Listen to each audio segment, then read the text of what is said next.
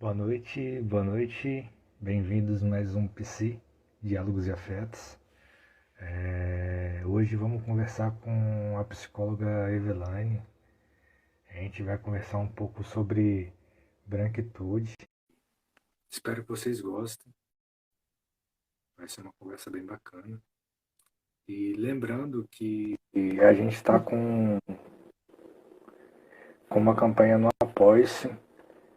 Vai ficar aqui no link aqui embaixo. Se você puder e quiser colaborar com esse projeto para que ele continue, é isso. Boa noite, Vê. Boa noite, João. Bem? Tudo certo e com você? Bem, café.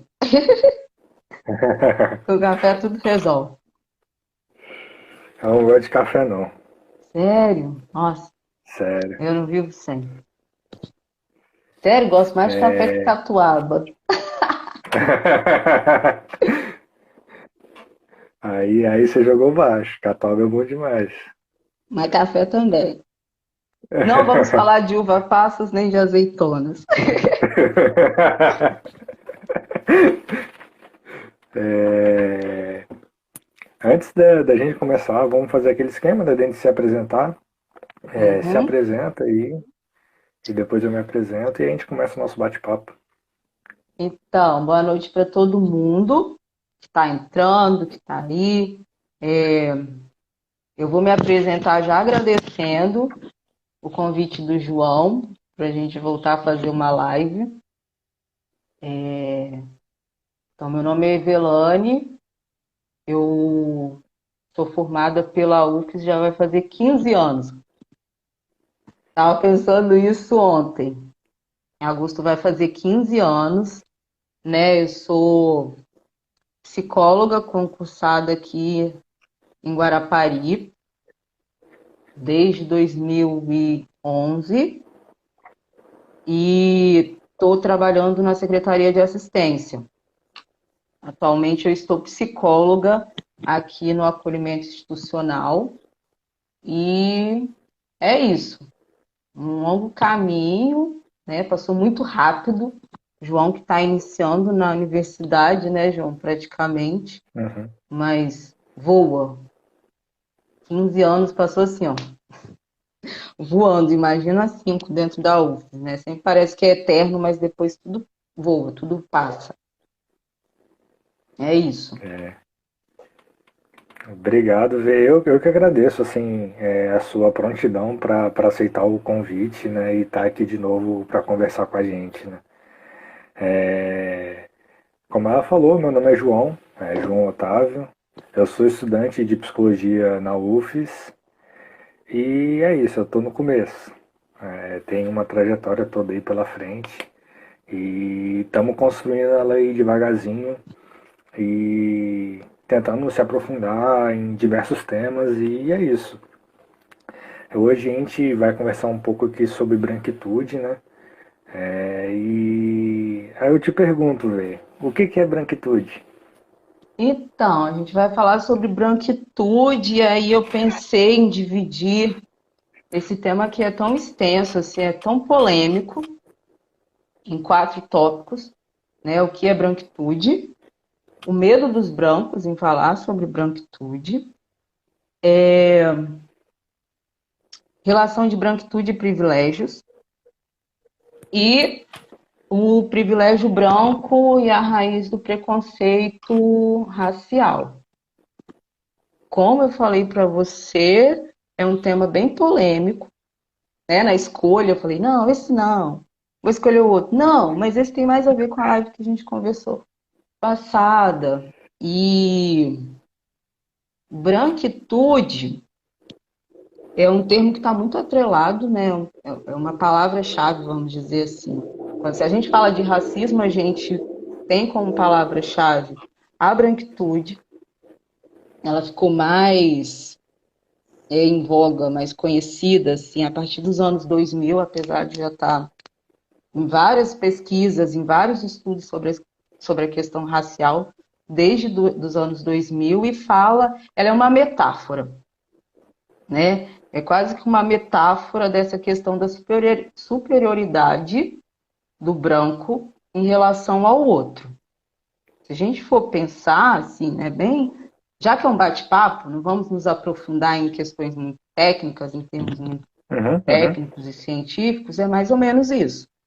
É a superioridade que o branco se coloca de toda essa história, né, do povo branco em relação ao outro. A gente pode até citar aquela frase, Narciso acha feio o que não lhe é espelho.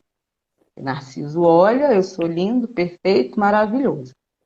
Se a gente for levar para o lado da branquitude, essa frase, o que não é esse ideal, né, esse imaginário, né, essa universalidade, essa normalização do branco, é feio. Vamos colocar o feio como a palavra, o adjetivo, não é menor, mas é assim, dentre tantos outros que a gente recebe, a gente enquanto pessoa preta, o feio é o menos pior, vamos dizer assim, de todos eles. Uhum. Então, se a gente for pensar tudo isso e pensar a nossa história, pensar a fundação do Brasil, o descobrimento do Brasil, que foi um país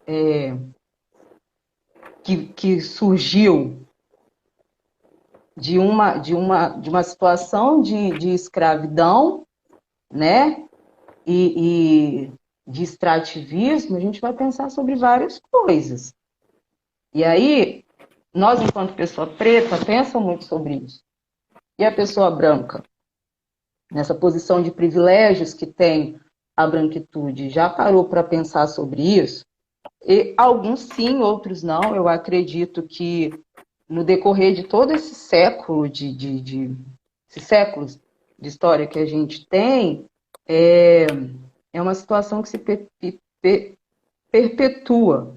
Esse Uhum. racismo se perpetua, né? E a condição da branquitude é uma condição tanto racial, social quanto cultural. Quando eu estou falando dessa questão do branco, dos privilégios, dessa superioridade em relação ao outro, as pessoas ficam falando, né, às vezes, música preta, os autores pretos, a literatura preta, o teatro preto, e a gente não vê do outro lado, assim, a literatura branca. O teatro branco, a música branca. Tem aquela música de preto, tem a música de branco. É tudo muito Uhum. universal, não se discute isso, sabe? Existe a literatura, o teatro, a música. E daí do outro lado tem a literatura preta, o teatro preto. Quando eu falo dessa questão racial, vamos lembrar assim, dois fatos recentes no Brasil. Teve o caso da Uhum. bicicleta, assim, né? Teve a charge, eu não lembro daquele bonequinho do Facebook, mas eu vou chegar lá. Teve a questão da bicicleta. Dentre tantos ali, a bicicleta estava estacionada com seu cadeadinho, né? Estacionou a bicicleta, seu cadeado numa via pública, várias pessoas passando por ali. E justamente aquele casal, né? A moça, o casal, acusou um jovem preto de ter roubado a bicicleta, porque a bicicleta era parecida com a dela. Dentre tantos ali, por que recaiu essa culpa logo numa pessoa preta? Enfim, no Porque final será? das contas, era um jovem branco, né, assim que eles colocam na... Porque eu falo dessa questão, e essa branquitude é construída, talvez esse medo de falar sobre ela, sobre histórias de violência. Por que aconteceu com esse rapaz? É extremamente violento, por vários motivos. Ele foi acusado, sem ser ele. Depois teve o fato de descobrirem o autor, vamos dizer assim, o suposto ladrão. Eu vou falar ladrão porque se fosse uma pessoa preta, ele seria, né, chamado de ladrão. ele tem várias passagens, tinha imagem, tinha tudo ali contra ele. Aí vem a juíza e fala assim, não, acho que viu errado. O policial que olhou a imagem não deve ter visto, o cara tá solto, foi solto. Apesar de 20 e poucas passagens que ele tem na polícia. Se fosse para pessoa preta, sabe? Existe esse pacto narcísico, branco, que é um pacto não verbal entre eles, que eles se mantêm nessa posição de privilégio e que eles defendem os iguais. Entendeu? Então, dentre todas aquelas pessoas que estavam circulando ali na rua, branca, preta, indígena, não sei, tinha um monte de gente circulando, a imagem, quem é que roubou? Foi o preto. Outro fato, que eu falei sobre extrativismo, escravidão, extrativismo. Ano passado, pico da pandemia, reunião entre vários ministros e aquele senhor que ocupa a cadeira da presidência, o ex-ministro do Meio Ambiente fala célebre frase, né? Ah, vamos aproveitar esse vucu-vucu, esse tumulto, passa boi, passa boiada. Vários homens brancos, detentores do poder, políticos, naquela sala, poderiam ter outras pessoas de outra raça, mas eles ali, nessa sala, compactuando, vamos dizer assim, como destruir o meio ambiente e o país, porque esse desgoverno é assim que funciona.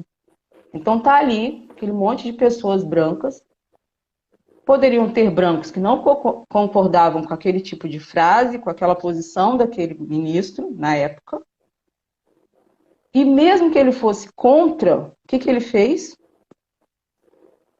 Não vou me falar, eu vou ficar aqui defendendo o meu pacto, que não é verbal, né? Mas eu vou defender o meu igual.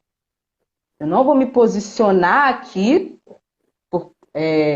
contrário a esse meu igual, porque tem toda uma história por trás disso, né? Eu não vou acusar.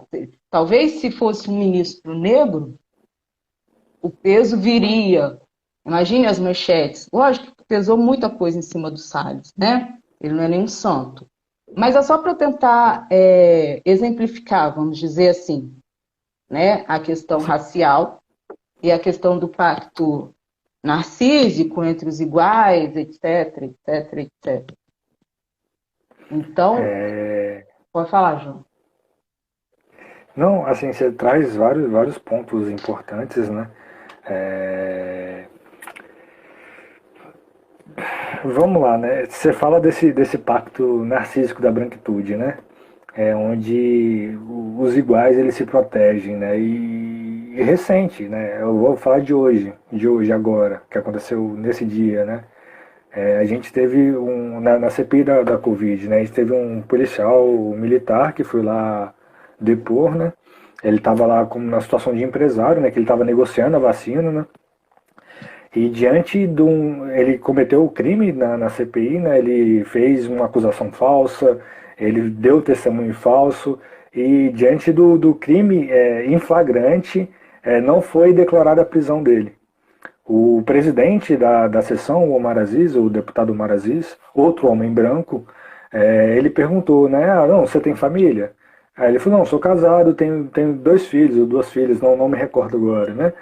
Aí o Omar diz, ó, em respeito à sua esposa e seus filhos, eu não vou declarar voz de prisão para você aqui hoje, e agora?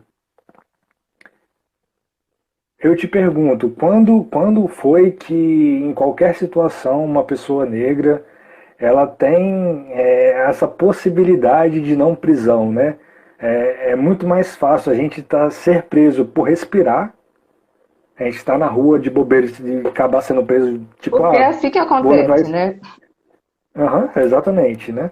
E diante de um crime em flagrante, diante de toda a população brasileira que estava acompanhando esse depoimento de hoje, ele sai de lá andando, como se nada tivesse acontecido, como se ele não tivesse cometido crime algum.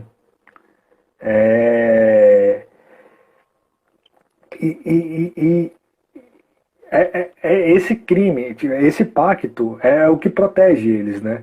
A gente tem lá, né, nessa CPI, a gente tem uma maioria de homens brancos que discutem sobre tudo que está acontecendo, sobre os rumos que vão levar essa CPI. Eles são senadores, as leis que vão reger o país. Então, é muito complicado, né? Você traz que a partir do descobrimento do Brasil, e eu não falo descobrimento, eu falo invasão, porque foi uma invasão. Os portugueses, eles invadiram o Brasil, e construíram esse país, né? Em cima do genocídio do povo indígena, da escravização do povo indígena e do povo negro, e também do genocídio do povo negro. E, e você traz essa questão dessa referência, né, como se o branco ser o normal, né, a norma, né, eles não são racializados, né, e a branquitude é justamente dizer disso, né, ei, vocês também são seres racializados, vocês também têm um lugar nisso, né, não é o ser humano, tá lá o branco, e embaixo do ser humano tá lá o negro, o indígena, o asiático, e entre outras etnias, né? É muito o contrário disso, né? Somos todos seres humanos, tem o branco, tem o negro, tem os indígenas, tem os amarelos, e por aí vai. E não existe, não existe essa hierarquia, né? Mas no pacto deles, né? Na construção dessa sociedade que foi construída através da escravização por eles, né? Existe isso, né? Existe esse lance dessa superioridade, existe esse lance desse privilégio que eles têm por conta disso tudo, né? Por conta de toda essa história, né? E outro ponto que eu anotei aqui, né, é que tem um detalhezinho muito pequeno, um detalhezinho muito pequeno, mas que faz toda a diferença, né? O branco, quando ele erra, é sempre o indivíduo. É sempre o indivíduo que está errando. Mas o negro, quando erra, é o coletivo, né? É como se todos os negros fossem repetir aquele processo, sabe? Como se todos os negros estivessem fadados a repetir aquele erro, né? Mas o branco não. O branco, quando ele erra, é somente o indivíduo que desviou, que está errado, que precisa de uma correção. E aí vem vários adjetivos como ele é louco ou alguma coisa do tipo para tentar justificar a falha desse par, né? Aí esse pacto ele se defende dessa forma, né? Ele tenta criar algum adjetivo que vai desqualificar aquele outro par deles para não cair no coletivo, né? Sim, e falar de branquitude é tocar numa ferida, vamos dizer assim, que é sair daquele discurso de meritocracia, entendeu?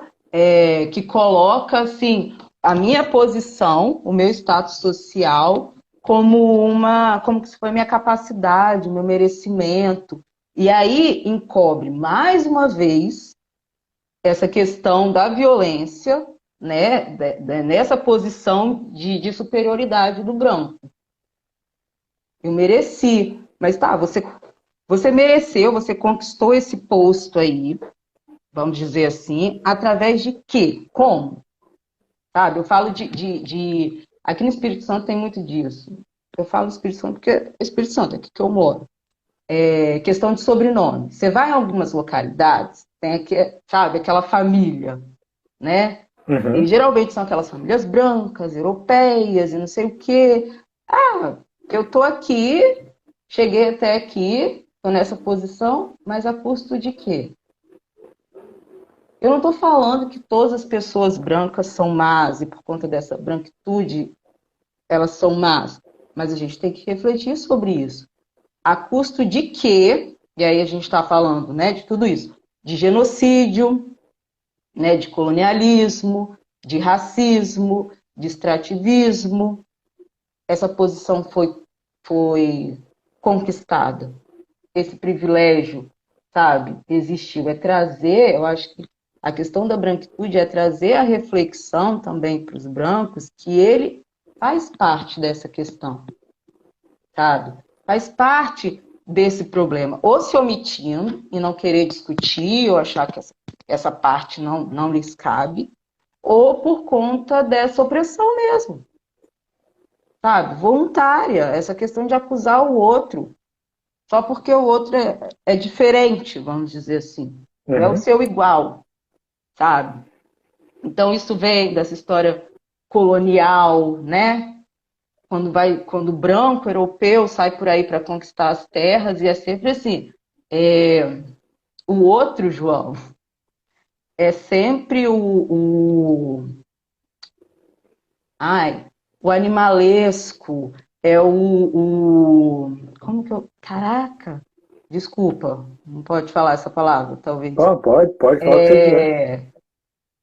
Ai, gente, o selvagem, já tem muito disso no livro de história, né? Os índios selvagens, o branco tem que ir lá para poder domar essas pessoas, para poder, sabe? Existe muito disso. Então, quando eles saem para as conquistas, se cria esse branco espiritualizado, intelectualizado, sabe? Que é diferente do outro. Ele é superior, ele tem um nível acima do outro para poder justificar as suas práticas e as suas explorações. Entendeu? Então, quando acaba a escravatura, voltando a falar de Brasil, não se acaba essa questão da superioridade. Tenta-se novamente invisibilizar o outro, né? Porque aí começa a se incentivar a miscigenação, mas essa miscigenação se dá por conta de quê? Muitas vezes por conta de violência. Violência sexual, tanto das negras quanto das índias, e até dos próprios negros.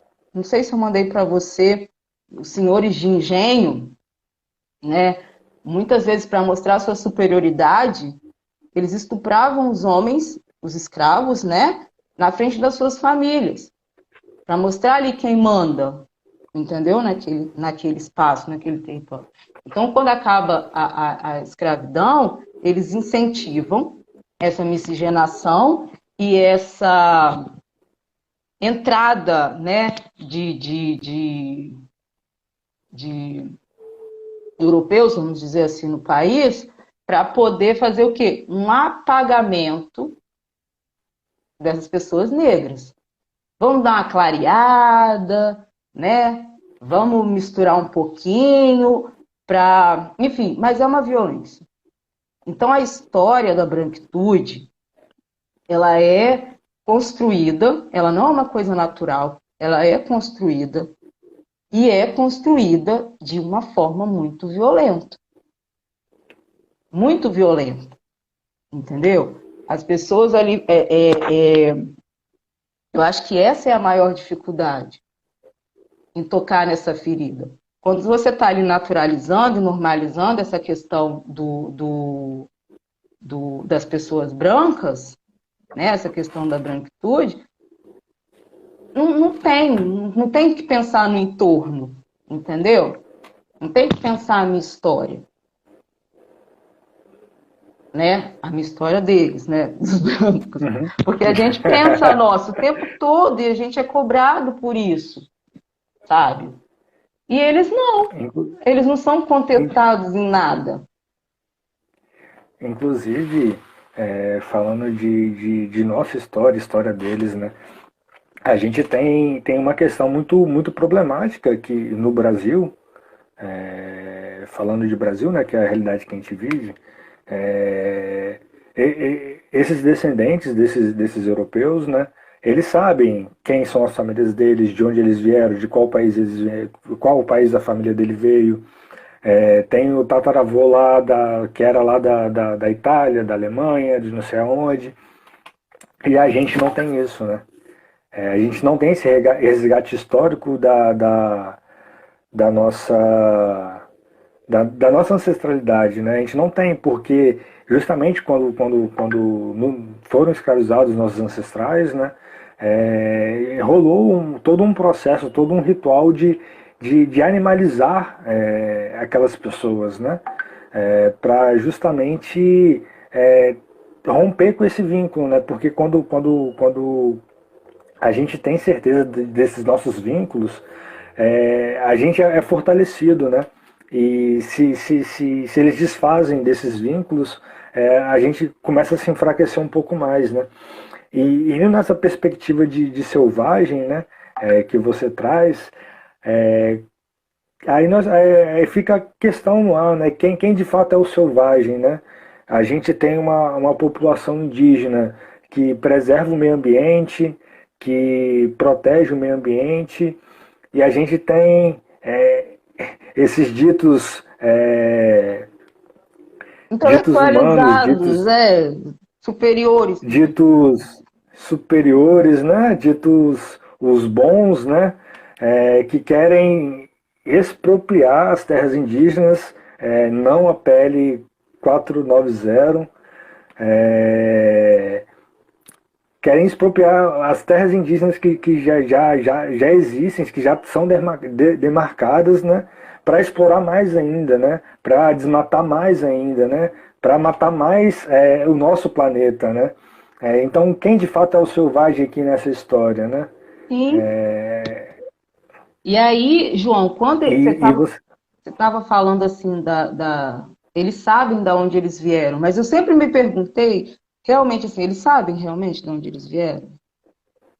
Porque às vezes você tem sobrenome pomposo, mas você não sabe qual era a condição, você não viveu lá naquela época, entendeu? Tem muito disso. A história, essa questão da superioridade vem, quando a gente está estudando os livros de história, só conta uma parte boa. Eles apresentam só o positivo, que é essa questão de dominar esse selvagem, educar esse selvagem, esse outro, sabe? Essa outra etnia, porque aqui nós somos universais. A normalidade é essa daqui. Então, não se tem a discussão que eu falei anteriormente, assim, e daí, né? O que eu tenho a ver com isso? Eu, branco, o que eu tenho a ver com isso? Se perguntou ou tá natural? Entendeu? É assim desde que é assim, desde que o mundo é mundo, sabe? Então, a história deles é contada privilegiando mais esses pontos positivos, entendeu? Sim, Várias coisas são deixadas para colocadas debaixo do tapete, e é isso que a gente está sim, convidando a refletir, entendeu? A proposta aqui é de uma discussão, o que significa ser branco, entendeu? O que significa ser branco é reconhecer que essa branquitude veio por conta desses fatos, por conta de toda essa violência, dentre todos os atos que aconteceram. Entendeu? Só que ninguém está sendo contra branco aqui, não, gente. A gente só está falando dessa questão da branquitude, dessa superioridade. A gente está aqui eu até para tenho amigos, discutir, levar eu uma até tenho amigos reflexão, brancos. vamos dizer assim. E de fato, nesse processo, e eu acho que esse é o convite, né? É o se reconhecer enquanto branco racializado, né? Tipo, enquanto raça branca, né? Enquanto pessoa branca, né?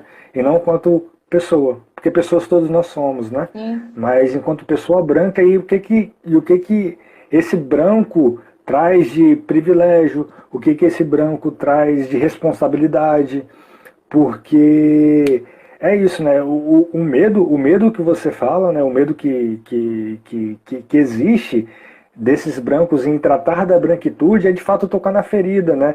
É rever que o lugar que ele está hoje, os lugares que eles estão hoje, veio à custa de muita coisa, né? De muito sangue indígena, de muito sangue preto.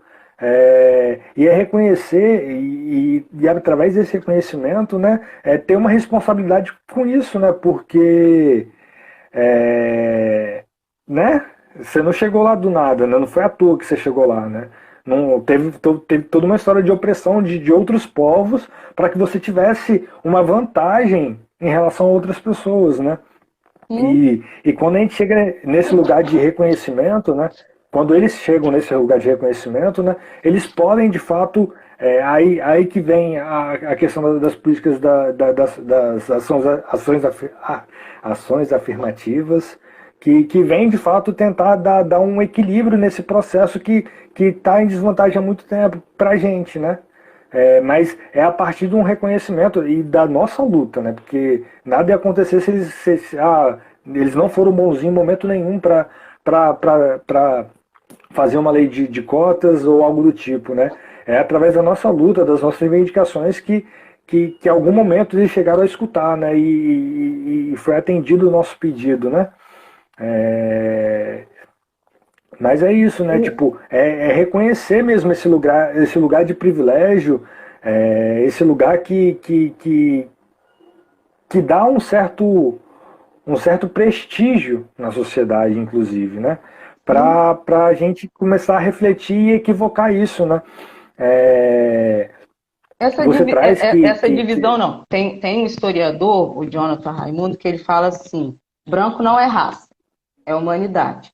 Se a gente for pensar também nessa história toda de colonização e não sei o quê, tem os humanos, que são os brancos, e os não humanos, e é o outro. Entendeu? Se a gente parar para pensar, tem isso. sim, sim. Existe isso. Existe isso. De fato, diretamente nesse ponto, né, os nossos livros de histórias são muito centrados na Europa. Quando a gente vai estudar história, basicamente a gente estuda a história da Europa. E recentemente, já tem um bom tempo para cá, né, tem tido uma questão de fazer um estudo decolonial, né, que vai contra esse pensamento que é colonial, né, que é esse pensamento europeu, né. Eu recentemente fiz alguns posts aqui no Instagram, né, trazendo alguns textos de brasileiros, de negros, de pessoas trans, indígenas, para de fato tipo, gerar um reconhecimento dessas pessoas, que elas existem, elas estudam, elas propõem pensamentos, e se a gente começar a ver uma história a partir de outro lado, o que de fato a gente não viu, pelo menos na nossa época de ensino fundamental e médio, a gente não viu, a gente sempre viu uma história de um lado só. Se a gente começar a ver essa história de outros olhares, de outros ângulos, a gente vai começar a perceber uma perspectiva mais completa da história, né? E não só um lado único, não só uma versão única, né? E esse é o convite, né? E eu acho que a partir desse explorar dessa história por completo, que vocês conseguem ter um pensamento mais crítico em relação de fato à nossa história, de como foi construído o nosso país, né? Sim. O pensamento é bem por esse lado mesmo. É levar, incluir, né? Essa questão que eu falei. Você também faz parte disso. De alguma forma você faz parte. E aí, quando você fala de história, o livro de história, e vem contando a história dos europeus, você já viu bem assim, história geral. Né? É história geral, parte daquela verdade ali, né? Parece que aquela verdade é absoluta, foi assim, foram conquistas, os outros territórios eles precisavam dessa civilidade, dessa intelectualidade, dessa religião ali, desrespeitando a religião do outro. E até hoje é assim, né? Então, há uma necessidade de se discutir o que significa ser branco. Há uma necessidade de questionar esses privilégios. E não só por nós, negros ou outras etnias, pelo próprio branco. Pelo próprio branco. Sabe? Então, são coisas que a gente precisa pensar. Porque para enfrentar o racismo, não se pode enfrentar o racismo só deixando com que os pretos discutam sobre isso. sabe? Isso é. Porque a gente sofre preconceito já há muito tempo, né? Então a gente tem que enfrentar o preconceito do cotidiano e toda a estrutura que sustenta esse racismo, que sustenta esse preconceito, entendeu? E isso está muito atrelado a tudo isso que a gente vem falando desde o início da live. Entendeu? Então, tá esses dois pretinhos aí falando de branquitude. Porque a gente está querendo convidá-los a se questionar. Você estava falando aí de autores, né? Então, assim, os brancos, eles não estão acostumados a serem alvos de estudo. Agora, os outros, sim. Vamos falar sobre os indígenas. Eu nem vou falar sobre cultura. Então, vamos falar sobre indígenas, sobre negros, porque se a gente for falar de cultura, a nossa cultura é muito rica. A cultura indígena é muito rica, mas ela é tida como folclórica. Sim. Entendeu? Quando você vai ver nos livros de história geral, a questão lá do europeu, porque também não falam de brancos, falam europeus, entendeu? É universal. Agora, se eu for falar sobre as questões e o que eu gosto, o que eu não gosto, o que eu admiro na religião de matriz africana, ou a minha forma de me vestir, ou os indígenas falarem, teve aí falando de Cuca, lembra? Eu não sei qual é o filme, mas o filme brasileiro que estava há pouco tempo aí, Cidade Invisível. esse. Teve toda uma discussão sobre isso, tipo assim, é a cultura indígena. E aí tava como? Cagaram. Tá falando sobre folclore. Entendeu? Então a gente quer trazer para reflexão tudo isso. Porque ser branco diz muito de quem somos, como somos, de onde viemos e o que vai servir falar sobre isso daqui para frente. Que caminho que vai trilhar a branquitude daqui para frente? São coisas novas que a gente vai pensar, trazer para essa reflexão, ou vai continuar nessa toxicidade?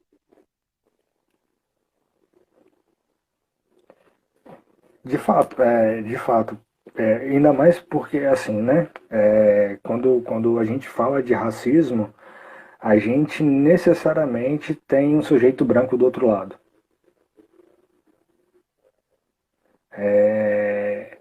Porque sempre quando a gente, em geral, a gente fala de racismo, se pensa na pessoa preta, né?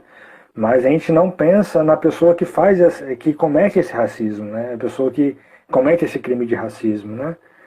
Que geralmente é uma pessoa branca. Sim. Então, é muito necessário que as pessoas brancas elas tenham consciência disso, que só existe racismo porque o branco comete racismo. É uma questão que eles têm que resolver entre eles e que eles não resolvem porque isso continua dando privilégios para eles, e por isso que a gente continua a lutar porque a gente sofre por conta disso e a gente quer viver, a gente quer respirar, a gente quer ter uma vida digna e a gente luta contra isso, mas as pessoas brancas elas precisam entender que isso é um problema causado por elas, né? É um problema que a gente sofre, mas é causado por elas, Tem né? aquela E se elas frase. pararem de cometer racismo, não tem mais racismo. Tem aquela frase, né? Quem apanha sempre lembra. Quem bate, que te bati, ó. Entendeu? Eu cometi racismo. Outra questão que também foi polêmica, está sendo polêmica até agora, né? A questão lá do Big Brother, do professor João, e a peruca, e não sei o quê, né? Aí, quando sai o Rodolfo, ele fala, aqui fora meus amigos entenderam. Pode ser esse pacto aí, ó, narcísico. E aí, por que a Camila De Luca, ela não pode usar as perucas dela? Também foi colocado em questão, sabe? Por que que esse Exatamente, né? discurso do Rodolfo, né? Ele, tudo bem, ok, e a Camila não pode usar as coisas dela? Ah, você criticou tanto, mas usa uma peruca lisa. Aí a gente entra em várias questões, porque o cabelo liso não é não é algo exclusivo da população branca. A gente começa por aí, né? Nem o cabelo louro, né? A gente tem negros de cabelo louro natural, a gente tem negros de cabelo liso natural, a gente tem uma diversidade, né? Isso não é exclusividade da branquitude. E para além disso, né, você traz esse caso que é bem emblemático, a gente vê, né, o cara que cometeu o crime, o cara que foi racista, ele está impune, ele está de boa, segue a vida dele normal, ninguém enche o saco dele por conta disso. E o João e a Camila, os dois o João que foi o cara que falou e a Camila apoiou ele, né? Os dois ainda sofrem até hoje por conta disso, né? O que não ser senão o pacto narcísico da branquitude, né?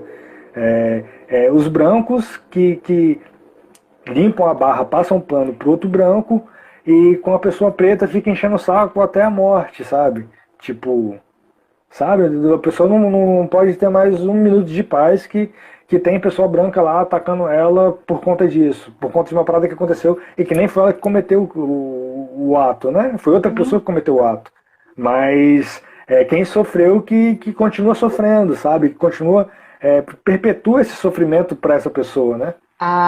Hoje aqui no trabalho, a minha colega estava falando da filha dela, né? Tá na escola, voltou para o ensino presencial, é aula de história, e ela chegou em casa angustiada, assim, né? Aí ela foi perguntar, minha filha, o que aconteceu? Não sei o quê. E a menina, assim, com o olho cheio de lágrima, porque toda essa reflexão que a gente está fazendo, ela é uma criança preta, ela estava sentindo o peso da história contado nos livros de história.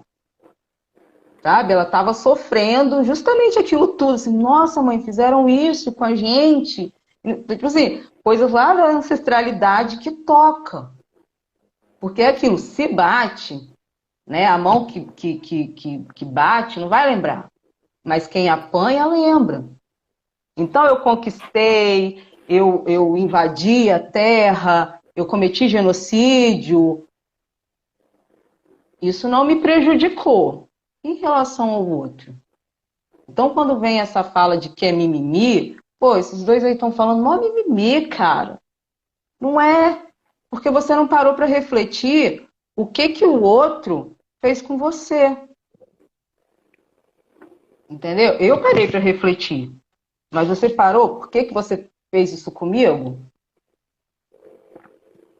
Os dois lá que acusaram o rapaz perderam o emprego. Pô, só por causa disso, perdeu o emprego? E o rosto do cara estampado em tudo quanto Sim. que é jornal. E depois de tudo isso, ele ainda tem que provar, ser investigado, tem que mostrar a nota fiscal de que ele realmente comprou aquela bicicleta. Tudo bem?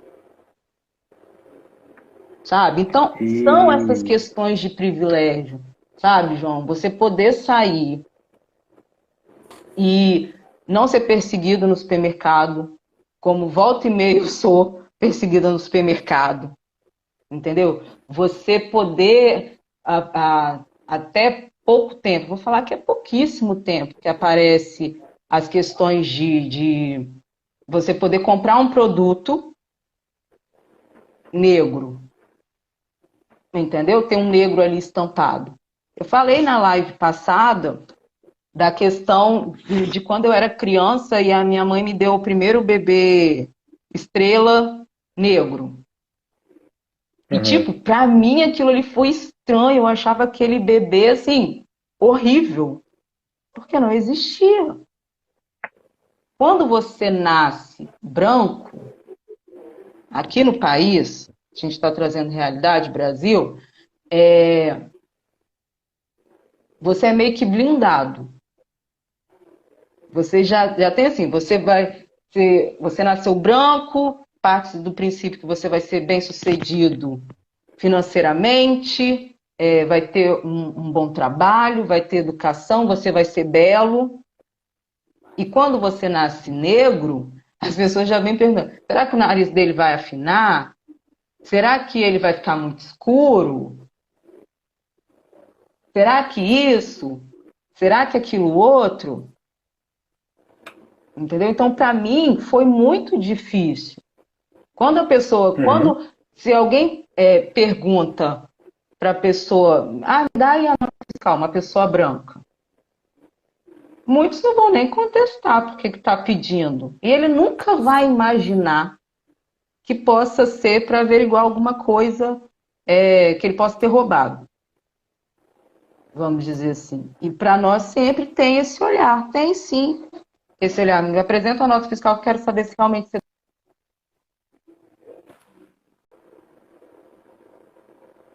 Ela caiu. Voltei. Voltou. Travou e parou. Faz parte.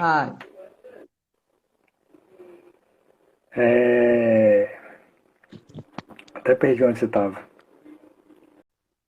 Mas enfim, você estava falando algumas coisas que agora eu não me recordo exatamente onde você parou, mas que me fez pensar em duas coisas. Tanto nesse mito da democracia racial, né? Porque a gente está falando de Brasil, desse país que teve uma política de embranquecimento da população, né? E ao mesmo tempo a gente tem pessoas brancas, que é o que você estava falando, né? Dessas pessoas brancas que têm esse certo privilégio, né? Tem um certo diferenciamento no tratamento em diferentes situações da vida, que alguns autores vão chamar isso de salário social, né? E esse salário social, né, é justamente isso, né? O branco ele é menos parado pela polícia, e ela caiu de novo. É muita emoção mesmo. Voltamos à programação normal, acho. Vamos lá. Você pegou a parte que eu estava falando do salário social? Falando sobre o quê? Salário social? Não. Tá. Eu estava falando, né, dessa questão desse mito da democracia racial, né, que tem esse mito, né, de que somos todos a mesma raça aqui no Brasil, mas não é, né? E tem essa diferença das pessoas brancas para pessoas não brancas, né? E aí alguns autores chamam isso de que esse privilégio que esses brancos têm, eles chamam de salário social, né? Que é justamente isso, né? Esse branco ele não vai ser parado pela polícia, esse branco ele não vai ser questionado se ele tem a nota fiscal daquilo que ele está portando ou não, dentre outras coisas, né? Que o branco tem esse salário, né? Esse benefício da dúvida, seja como quiser falar, né? Mas a pessoa branca ele tem esse privilégio nesse sentido de tipo, não vou ser questionado por conta disso, não vou ser parado por conta disso. E aí ele tem muito mais possibilidade de se locomover na cidade sem ser parado pela polícia ou sofrer algum tipo de violência ou agressão por parte do Estado. E por aí vai, né? Complexo. Então, reconhecer esse privilégio branco, né? De que forma os sujeitos brancos agem para que esses privilégios sejam perpetuados. Alguém que está aí na live, que queira comentar, né? Já parou para pensar sobre isso? Né? Vocês já fizeram essa reflexão sobre esse privilégio? Pode falar, João. Não, e de fato, né, tipo, a gente pensar mesmo, né, aí a gente enquanto sociedade como um todo, né, aí sobretudo as pessoas brancas, né, aí a gente volta naquele ponto da meritocracia que você trouxe lá no começo, né, de fato, a gente está você está nesse lugar que vocês estão, de fato foi só meritocracia? Não tem todo um contexto antes que fizeram vocês estar onde vocês estão? Sim. E é refletir sobre isso, né? Questionar não no sentido de tipo, eu sou privilegiado e eu vou abrir mão de todos os meus privilégios, porque eu acho que ninguém vai fazer isso, abrir mão dos privilégios. Não, é só para Mas refletir mesmo, sabe, João? Porque, tipo assim, se a gente for pensar, tem toda uma paleta de cores dos negros. Tem um Reels aqui que fica rolando, às vezes, no Instagram, que aparece várias colorações negras, vários negros, até o negro albino. E aí, dessa normalidade branca, o branco nunca se questiona, entendeu? Se há outros tipos de branco, sabe? Porque eu vou te falar, eu estava com a Carlinha, que fez live aqui com você. De vez em quando a gente conversa muito nas redes sociais, e aí ela falando assim, e eu estava falando dessa questão de mulher preta, que eu não me via como mulher preta, né? Eu me via como mulher, etc. Ela falou, é mesmo, porque aqui no Brasil eu sou considerada branca, mas se eu for para os Estados Unidos, eu sou latina. Tem uma diferença lá nos Estados Unidos, entendeu? E se a gente for pensar aqui no Brasil também, uma pessoa preta clara aqui no Sudeste, ela é considerada branca. Se muito parda, mas se ela for para o sul do Brasil, ela é considerada preta. Isso também a gente conversou hoje aqui no trabalho, entendeu? Porque uma colega de trabalho colocou isso, que a prima dela casou com uma pessoa que mora no sul do país e falou, fulano casou com aquela pretinha, entendeu? Porque para o sul do país, você não tem que ter só o fenótipo branco. Você também tem que ter uma ascendência europeia, uma descendência europeia. Você tem que ter alguma coisa europeia, entendeu? Para ser considerado branco. Você está entendendo mais ou menos o que eu quero dizer? Tô. Porque, tipo assim, não tem... Mas aí eu acho que eu vou discordar um pouco de você. Porque, tipo, eu boto fé no que você está falando, eu boto muita fé no que você está falando. Aí gera de fato, aí muitos brancos falam isso, né? Utilizam disso, né? Mas lá nos Estados Unidos, lá na Europa, eu não sou considerado branco. Mas a gente está falando no contexto de Brasil. E no Brasil, a branquitude, os brancos, eles têm um certo lugar reservado para os brancos, né? E aí fica independente de se é no sul, se é no sudeste, se é no nordeste, se é no centro-oeste, é onde for. E de fato, o branco ele tem tonalidades de branco. Não existe só um tipo de branco, né? O branco alemão europeu, né? Não existe só esse tipo de branco. Mas eles se colocam nesse lugar de branco alemão europeu, entendeu? É isso que eu me pergunto. Entendeu, João? Não sei se eles se colocam, mas eu me pergunto se eles se perguntam sobre isso. Aí tem que ver com eles, que aí já não é comigo. Porque eu não estou nesse lugar, porque eu sou um preto de pele clara. E eu sou um preto de pele clara em qualquer lugar do Brasil. Qualquer lugar do Brasil que eu for, eu vou continuar sendo um preto de pele clara. Mas quando a pessoa ela é branca. Tipo, aqui no por mais que lá fora ela seja considerada o que ela for, pode ser considerada azul.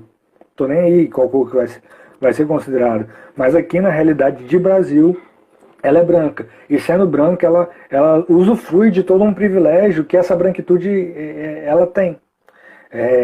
A Yara, ela fez um comentário aqui, e eu acho que a Velane travou de novo, mas eu vou falando, eu espero que ela volte e não caia. Mas a Yara, ela trouxe um comentário aqui, né? Ela falou, deixando de explorar, principalmente trabalho doméstico. Calma aí, que isso sumiu aqui. Trabalho doméstico de mulheres negras, por exemplo, né? E de fato, a gente tem essa herança do período escravocrata desse país. A gente tem essa herança desse período escravocrata do país que eles exploravam, né, a mão de obra de pessoas pretas, né, e explorando essa mão de obra,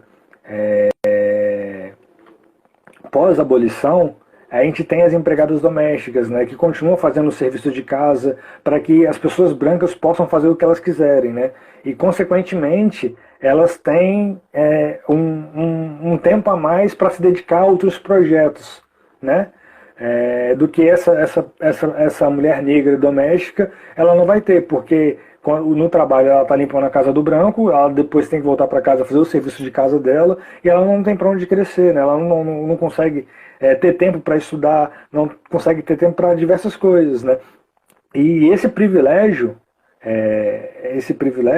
que é herança da escravidão, continua sendo perpetuado através desse trabalho doméstico, né? É, enfim, a gente consegue abrir para muitas questões, vários pontos e explorar muitas coisas nesse tema, né? Porque, tipo Então assim, acho que existe desigualdade racial? Existe. E eles sabem que existe. Existe uma carência negra? Existe. E eles sabem que existe. Mas aí,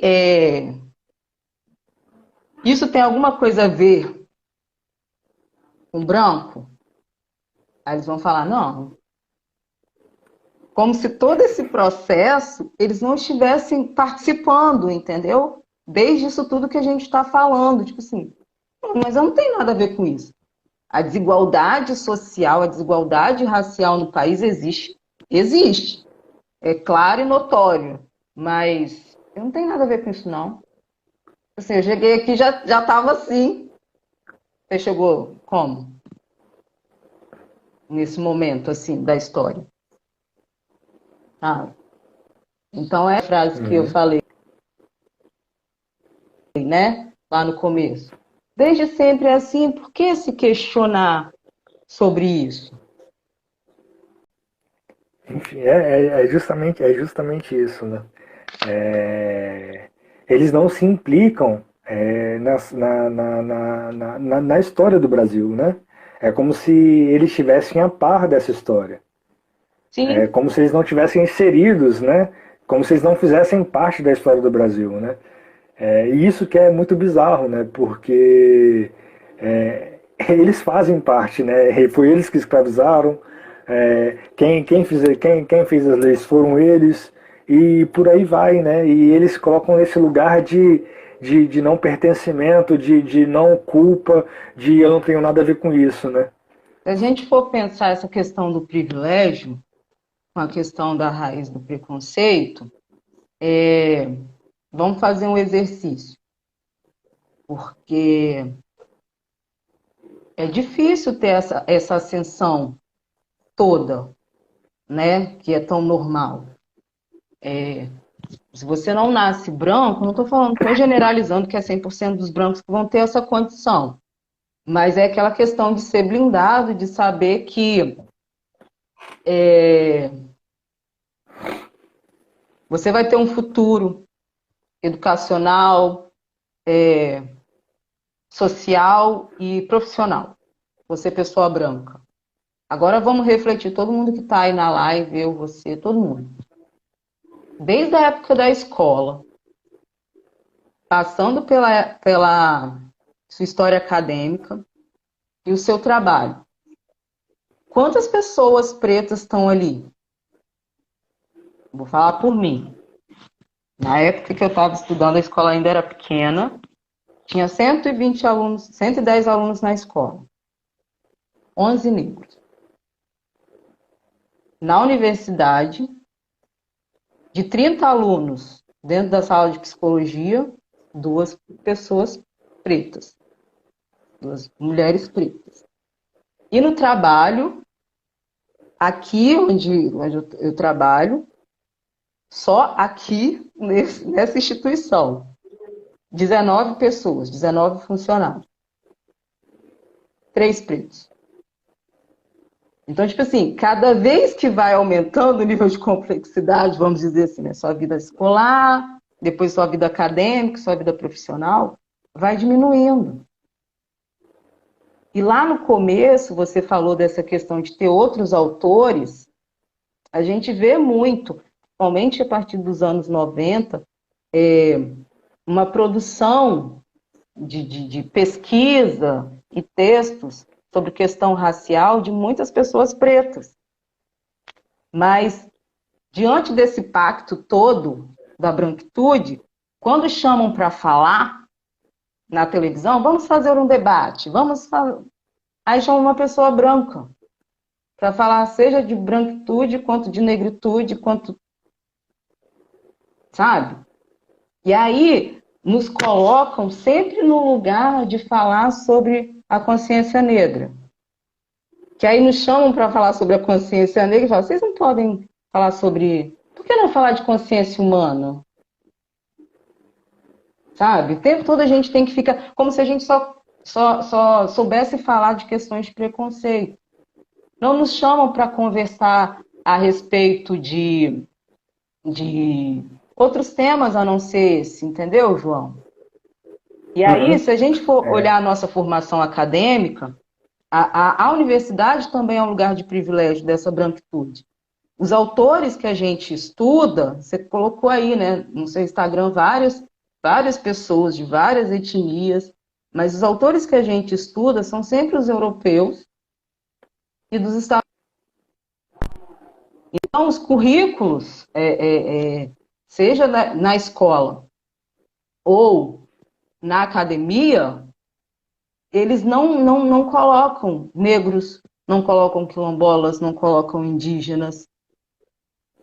E ainda tem toda essa questão de ficar discutindo a questão das cotas. Aí, pensei que você tivesse travado. E aí, João, uma vez eu estava lá na UFES, bastante tempo depois que eu saí, que eu fiquei refletindo essa questão de cotas, né? E talvez eu acho que eu falei na live passada. Os pretos sempre estiveram dentro da universidade. E tudo ok, eles limpando o banheiro, varrendo o campus. Agora, quando eles sentam no banco da academia, aí não. Aí você vai tirar meu lugar de privilégio, né? Que tem aqueles memes. Ah, mãe, não passei. Mas tinha cota para negro. Você passou em que lugar? Centésimo. É tipo assim, tinham 10 vagas, 20 vagas, né? Então, é sempre o outro que está tirando o lugar. Então, é para a gente refletir. É para refletir quanto menos a gente chega, seja profissionalmente, seja na academia, menos vai ser produzido. Isso também tem a ver com esse pacto, sabe? É aquilo que você falou. A empregada doméstica está ali se matando, o outro se manter ali no seu privilégio de fazer outras coisas, de estudar, e ela... Não é que ela não consiga, porque a gente conhece muita gente que... Consegue. É bem Apesar difícil. de tudo, a gente consegue. A gente consegue, entendeu? Mas não é da maneira que a gente gostaria. A gente carrega um peso muito grande para chegar até aqui. E vai carregando esse peso, assim, o resto da vida, né? E é justamente sobre isso, né?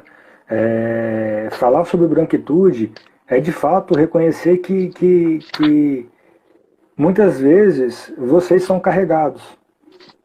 Vocês não chegam lá por mérito de vocês. Porque se vocês tivessem que cuidar da casa, fazer comida, fazer tudo que tem que fazer uma pessoa funcional faz, vocês não dariam conta. Não dariam conta. E você traz essa questão da academia, né? E cita, né, os textos que eu publiquei aqui, né, as reflexões que eu fiz desses outros autores, né, que não pertencem a essa hegemonia branca, né?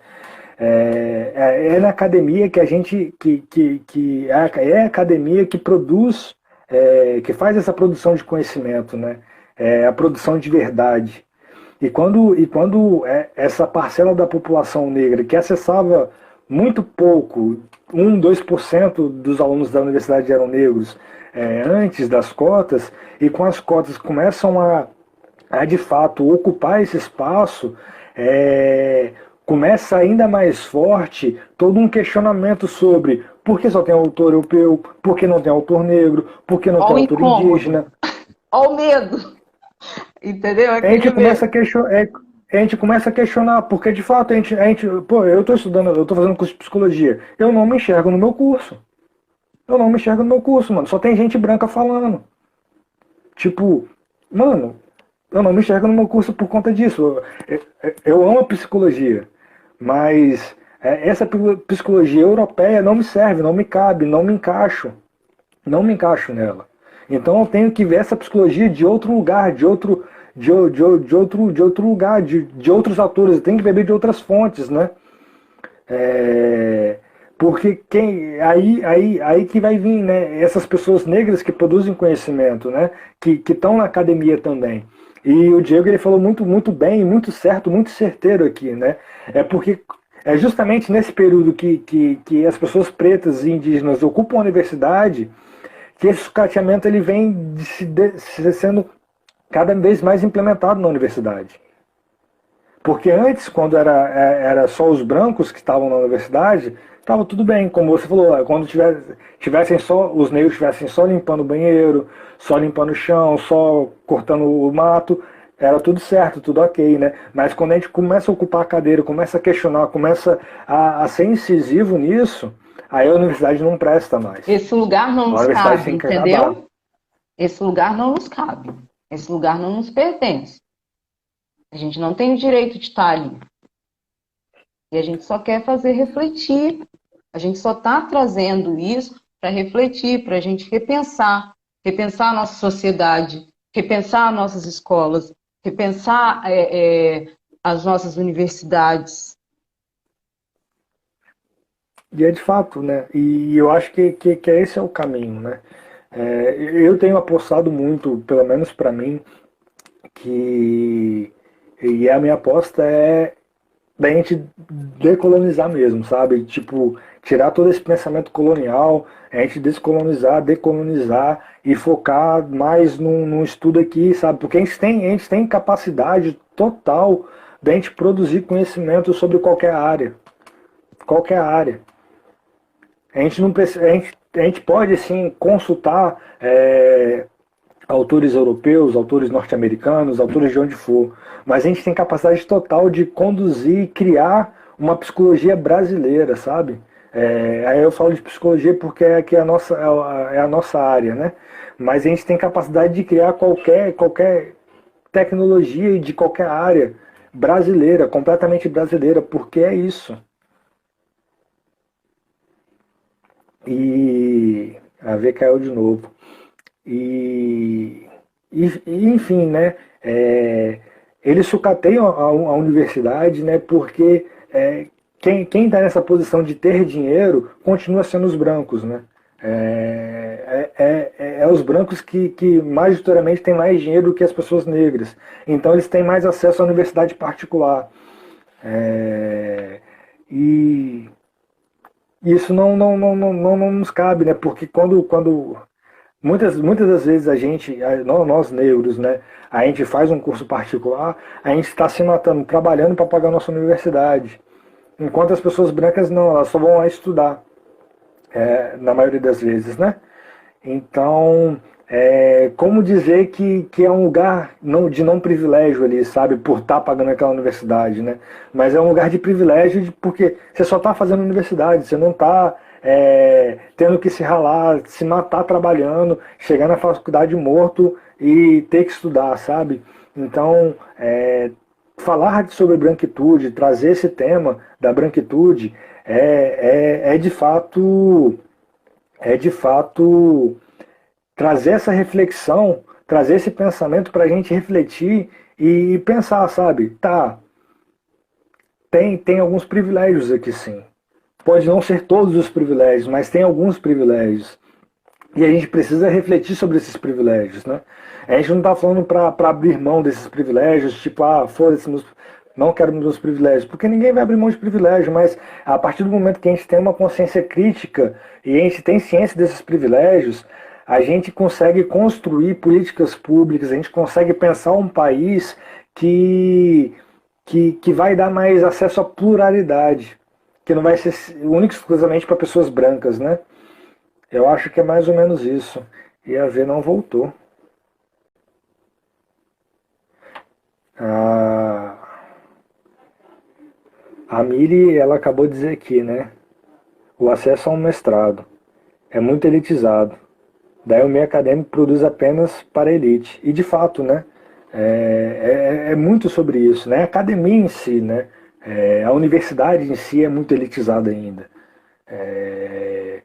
E é difícil a gente chegar lá e, e tentar fazer essa quebra toda, sabe? A Vi voltou. João, eu fiquei travada um tempo. Aí eu tive que dar um jeito na internet. Desculpa, gente, voltei. Não, tá tudo bem. Eu achei até que você tinha acabado a bateria do seu celular, que eu mandei Não, mensagem não. no WhatsApp e não chegou. Chegou agora chegou, mas não tinha A chegado. internet caiu, mas tudo resolvido. É... Você está onde nesse debate, nessa conversa? Eu perdi o tantão. Nossa, eu falei um monte de coisa aqui. Mas eu falei dessa questão da universidade mesmo, sabe? Pô, nem sei o que eu falei mais, mano. O que eu falei, gente? Me lembrei. Lembrei que eu cortei o raciocínio do João. Vamos ver o que o pessoal fala e o que eu falei. Eu estava falando disso, da universidade, dessa produção de conhecimento, é, do privilégio branco, isso. Eu estava falando de pessoas brancas, né, que tem um privilégio, mesmo aquelas que pagam, que fazem universidade particular, né, elas pagam a universidade particular, mas elas só estudam, né, elas só estão naquela função de ser estudante, né, enquanto nós, pessoas negras, que muitas vezes a gente tem que pagar a nossa universidade, a gente trabalha o dia todo para fazer a universidade à noite, porque a gente tem que bancar a nossa universidade, né, a gente não tem um privilégio só de pegar e estudar, né? Focar só no estudo, né? E eu estava tentando fazer a reflexão nesse sentido, né? De, tipo, refletir que eles têm um privilégio, muitas vezes, que a gente não tem, né? Por mais que não sejam todos os privilégios, tem alguns privilégios ali que vão beneficiar eles, né? Nesse processo, nessa corrida, né? E que eu estava falando também que não era necessário tipo rasgar esse privilégio, mas reconhecer esses privilégios era fundamental, porque é a partir desse reconhecimento que a gente consegue construir políticas públicas para de fato dar um jeito nisso, né? Para que esses privilégios não sejam uma diferença ou só um benefício único de um grupo exclusivo, né? Mas que seja para todos usufruírem desse privilégio, né? Pois é, João. Você está falando de privilégios, assim, e eu reconheci o meu privilégio, entendeu? Eu estudava só, entendeu? Eu estudei numa escola bacana, eu estudava para entrar na universidade, você sabe que é assim, né? Quando você estuda numa escola particular, você é preparado para passar na universidade. Então, no terceiro ano eu estudava em tempo integral. Eu não passei no terceiro ano, mas eu ganhei uma bolsa de estudos no cursinho. Eu só me dedicava àquilo. Eu estudava à tarde, eu ia para a escola 10 horas da manhã, 9 horas da manhã, passava o dia estudando, almoçava, continuava estudando até a noite, entendeu? Quando eu fui para a universidade, eu via os meus amigos, tinha muita gente que fazia escola técnica na época, ainda era chamada escola técnica, nem era isso, né? Tinha aquele outro uniforme da escola técnica. Não, você é muito novo, não vai lembrar disso. Mas é de Lembro escola sim, técnica que falava, sou então, tão novo assim não. estudava, né? Trabalhava e eu só fazia UFS. Aí fiz os meus estágios obrigatórios no final do curso, fiz estágio depois, assim, no final também, eu só me dedicava a estudar. E aí eu lembro que no meu primeiro vestibular, a gente estudava tanta matéria, e aí eu vi um menino bem assim, hoje a prova é de história. Aí aquele livro bem surradinho, sabe?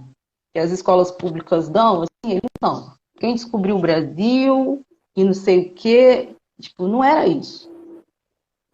Não era isso que ia Uhum. cair na prova, entendeu? Eu, enquanto, né, pessoa negra, né, eu sei de todos os perrengues que os meus iguais passam. E eu reflito sobre isso.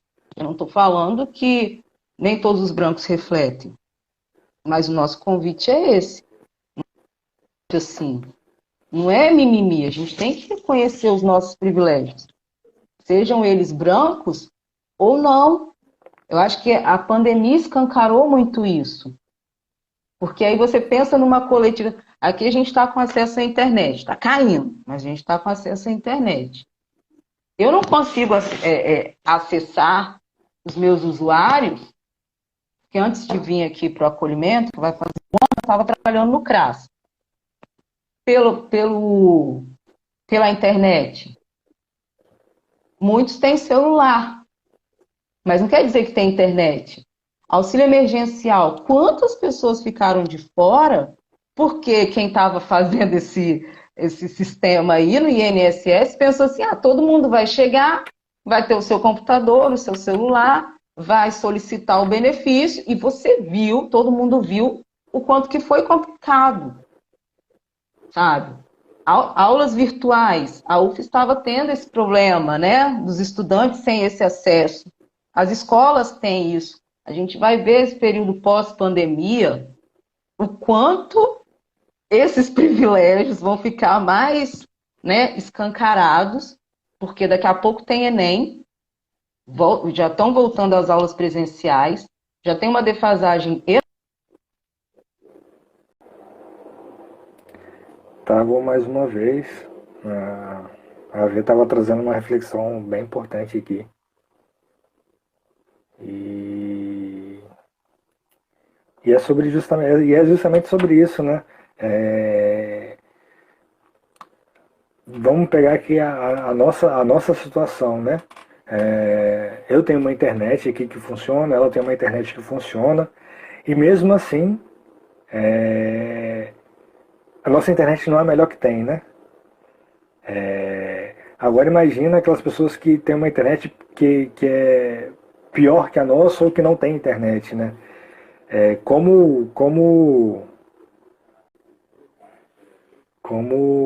Como que isso reflete na sociedade em si, né, como um todo, né? Eu estou tendo aula remota, né? E tem vezes que professor de universidade federal, tá com a internet próxima, mano. E professor universitário ganha bastante, né? Tipo, então, teoricamente ele tem dinheiro para pagar uma internet boa, né? E mesmo assim a internet desse professor às vezes cai. Como que eu vou ter um ensino de qualidade, com equidade para todos os alunos, né? Se de fato se até o professor não consegue ter essa internet boa, né? Então, como é que a gente fala dessa acessibilidade? Como é que a gente não fala de certos privilégios, né? Esse que, de novo, fica o convite, né? Tentar refletir sobre esses privilégios que vocês, brancos, têm e pensar, sabe? Tipo, justamente, ela trouxe o caso do auxílio emergencial, né? Tipo, pô, mano, é muito bizarro pensar que num país onde 30% da população não tem acesso à internet, é a população que vai precisar desse auxílio emergencial, como é que ela vai conseguir acessar esse auxílio se ela não tem internet, sabe? Não, parece muito besta para quem pensou quem idealizou isso, porque tem um celular, tem um tablet, tem um computador, tem um notebook, tem acesso à internet em diversos pontos, né? Não, aí eu me E pergunto assim, foi muito burro ou isso tudo é um projeto? sabe? Boa Ou isso pergunta. tudo é um projeto? Porque anos atrás a gente tinha mais acesso a políticas públicas, sabe? Eu não estou defendendo governo nenhum, a gente está fazendo uma reflexão. Foi investido em políticas públicas, né? Pensado esse lugar das pessoas não tão privilegiadas, e de repente tudo mudou. Teve pandemia, dá para a gente refletir várias coisas. Então a pandemia está aí, mas até que ponto vamos agora, é a nossa oportunidade de colocar todos eles no lugar deles, né? De não ter acesso a estudo, de ser difícil mesmo, de falar, ó, o teu lugar é aqui, para eu me manter aqui. Né? Você vai continuar aí, vai ser difícil para você e segue o fluxo. Então, o tempo todo eu fico me questionando isso. É um projeto, tudo isso, para não dar certo? Porque tipo, é bizarro mesmo achar que todo mundo vai ter esse acesso que tem. É você não pensar a coletividade. O que a gente propõe, né, nessa live, eu entendo assim, é pensar a coletividade, sabe? Não é eu, aqui, detentor de vários privilégios, me manter aqui sem refletir no outro, sem pensar o que o outro sofreu, sem pensar o que o outro sofre. Sim, aí de fato, essa reflexão é muito válida e nesse governo atual, pelo menos eu tendo a apostar que seja um projeto mesmo, sabe? É, eu acredito que seja um projeto mesmo de extermínio, de genocídio mesmo, porque é isso que tem rolado, né? Não à toa aí que temos mais de 500 mil mortos, né? Não à toa que em plena pandemia a gente teve a chacina no Jacarezinho. Não à toa tudo isso, sabe? É tudo parte de um plano maior, né? E que isso vem muito antes da pandemia. Muito, Ele nunca muito antes. escondeu que todo esse era o projeto dele. Ele nunca pensou em minoria. Ele só quis e sempre foi assim, desde que ele é político, em pensar e garantir os privilégios dele. Né? Esse tantão de gente morta e o cara participa, direto ou indiretamente, de um plano para comprar vacina superfaturada. Ah, o governador está desviando dinheiro aí que foi mandado para construir hospital, para usar por conta da Covid. E o que ele fez? Um projeto maior, né? De $1 por dose.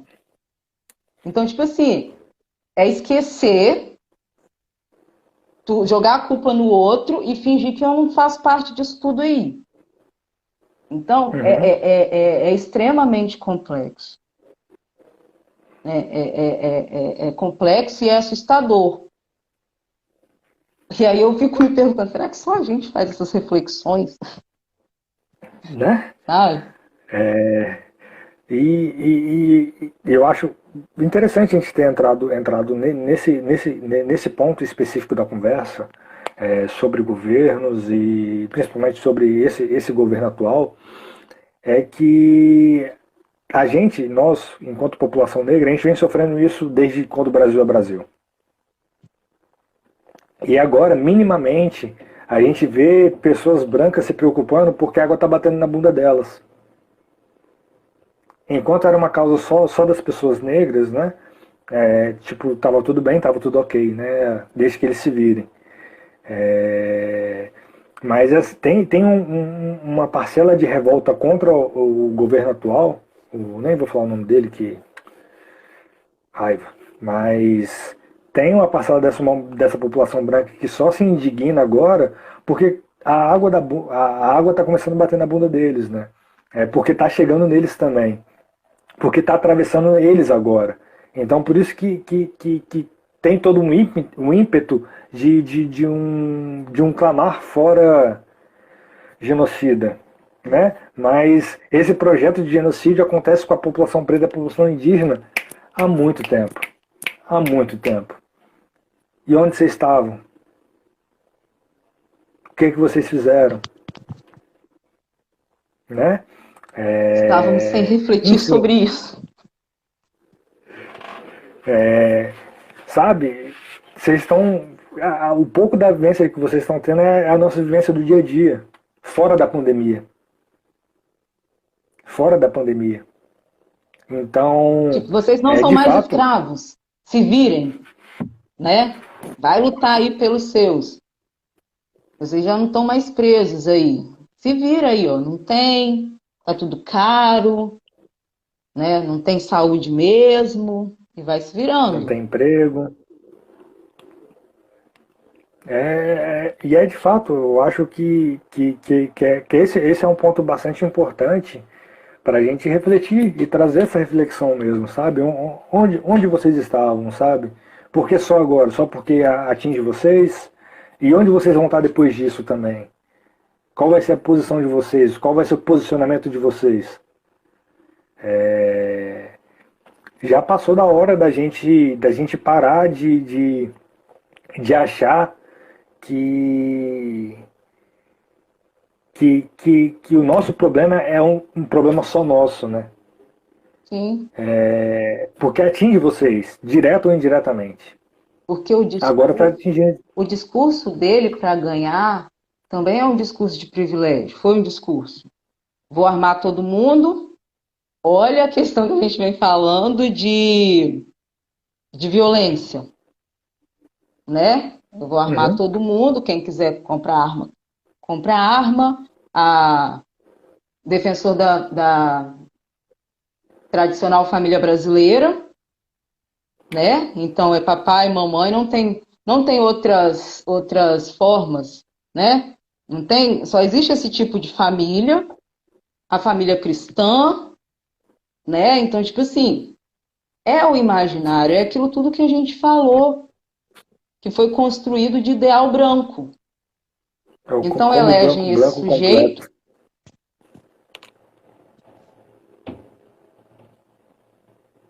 É o combo branco completo, né? Família tradicional, cristão. aí elegem esse sujeito que agora joga na cara como que é ter privilégios. E digo mais, a gente percebeu que uma galera sumiu da internet, defensor desse governo, mas elas continuam existindo. Hoje eu estava vendo assim, colegas que são bolsonaristas e que vão para páginas de outras pessoas e continuam destilando o seu ódio. Como a gente percebeu que elas existiam, né? Porque estava mais explícito, hoje elas não vão mais para a rede social delas defender esse desgoverno, mas elas continuam e não perderam o medo nem a vergonha de ir na página de fulano, ciclano, beltrano, continuar destilando o seu veneno, a sua arrogância, a sua violência. Entendeu? É difícil da gente achar, mas agora que a gente sabe quem são, a gente consegue identificar, sabe? Então, esse projeto que vem desde que invadiram esse país está se mantendo. Então, reflitam, como a gente está refletindo assim desde muito tempo, né, João? Sim. E assim, a gente está aqui tem 1h30 já. Não. O tempo passou voando. Passou. Eu já ia É, a perguntar, conversa, João, já está terminando? a conversa está muito boa. Eu estou gostando bastante da nossa conversa. É, mas eu acho que estender mais também não é muito frutífero, né? Sim. A gente pode pensar numa live no futuro, mas para ir finalizando essa conversa de hoje, né, de agora, é de fato pensar e refletir, que é a proposta, é o convite que a gente faz para vocês brancos, né? De se ver enquanto pessoa que tem uma raça, uma raça branca, de uma pessoa que tem privilégios. Não necessariamente você é milionário, não necessariamente você é rico, mas o fato de nascer branco no Brasil diz de um certo lugar de privilégio. Não à toa que nossos presídios eles são majoritariamente ocupados por pessoas negras, não à toa que o MSE, né, o socioeducativo, é ocupado por adolescentes e jovens negros. Não à toa que uma maioria na universidade é branca. Não à toa que uma maioria em cargos políticos, em cargos de liderança, é uma maioria branca. Bem desenhada, bem desenhada. Tem todo um esquema social, todo um racismo social e estrutural que define bem onde qual pessoa vai ocupar. O espaço. Onde eu vou ocupar por conta da cor da minha pele. A gente de fato tem conseguido atingir outros patamares, outros lugares, por conta de muito pouco de política pública, que está sendo destruída agora. Muito pouco. E eu falo muito pouco porque foi o mínimo do mínimo do mínimo que foi feito. Parar para refletir e pensar de fato, sabe? O lugar onde eu estou, o que eu consegui alcançar. Você tem o seu mérito, de fato, tem o seu esforço, tem a sua capacidade de conseguir chegar nesse lugar, mas não tem só isso. Esse discurso de meritocracia, se a gente fosse pela meritocracia, a gente, os trabalhadores braçais, os garis, os pedreiros, eles seriam as pessoas que mais teriam dinheiro, mais lugar nesse mundo. Porque quem quer falar de mais esforço que eles têm, que eles fazem, sabe? De fato pensar e refletir um pouco sobre o lugar que vocês ocupam na sociedade. E o que vocês fazem com esse lugar. O que vocês fazem com esse privilégio. O que vocês fazem com o alcance que vocês têm. Enfim, eu acho que eu posso encerrar por aqui. Eu passo a palavra para a ver se ela quiser falar mais alguma coisa, acrescentar mais alguma coisa, para a gente poder encerrar essa conversa de hoje. Não, eu acho que você disse tudo aí nesse final. E falar que eu gostei bastante. Realmente, eu acho que dá para parar por aqui, mas dá para refletir muita coisa. O convite fica aí. A gente pode sentar para tomar um café. Não é jogo de futebol, não é disputa, não é bipolaridade, não é nada, não é polaridade. A gente só quer construir junto. A gente quer levar a reflexão. Não é um lado está certo, um lado está errado. Foi o que eu disse. Você que está nessa questão, tá dentro dessa questão, né, da branquitude, não estou falando que você é uma pessoa má.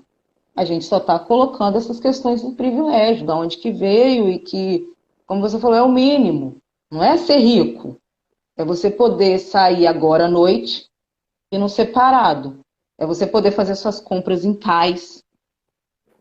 É você entrar numa loja e a pessoa querer te atender. E não você se torna invisível. Porque tem duas invisibilidades. Tem a invisibilidade do negro, porque as pessoas ignoram ele ali. E tem essa invisibilidade do branco em achar que não estava presente ali, que a gente falou, né? E que existe desigualdade, existe racismo, tá, e o que o branco tem a ver com isso? Não, isso daí não tem nada a ver com o branco, não. Uai, tá invisível, né?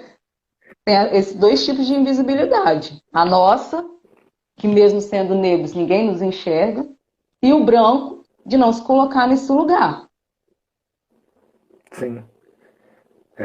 A gente só é visto quando oferece algum perigo, né?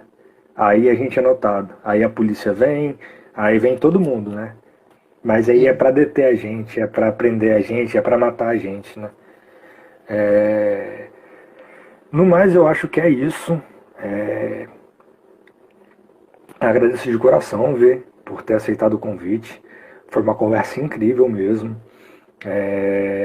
Lembrando, todos que estão aqui, todos que vão escutar esse episódio mais tarde, a gente está com uma campanha no Apoia-se, onde eu tento monetizar esse projeto, né? Para que esse projeto possa continuar, né? Porque eu preciso ganhar dinheiro, a vida é essa, né? E como tenho esse trabalho, né? Faço esse trabalho aqui, né? Por mais que seja muito prazeroso, muito gostoso fazer, demanda tempo, demanda estudo, demanda muitas coisas. E se vocês puderem estar colaborando na campanha, ela é uma campanha mensal, né? Então, quando você assina lá, você faz uma contribuição mensal. Daí é a partir de R$ 1 que você pode estar colaborando. E caso você não queira fazer algo mensal, a gente também tem o Pix também, que você pode estar contribuindo com qualquer quantia de valor. Eu vou estar postando aqui na legenda que eu vou salvar essa live, né? Então vai ficar na legenda da live aqui todo o site do Apoia-se e o Pix, para quem quiser estar colaborando aí. E no mais é isso. Novamente, obrigado, Vê, obrigado a todo mundo que esteve aqui com a gente, esteve comentando aqui no chat. A participação de vocês foi muito importante. E no mais é isso, agradeço de coração mesmo. Obrigado a todos. Beijos. Boa noite, João. Boa noite, Beijo. galera. Tchau, tchau. Tchauzinho.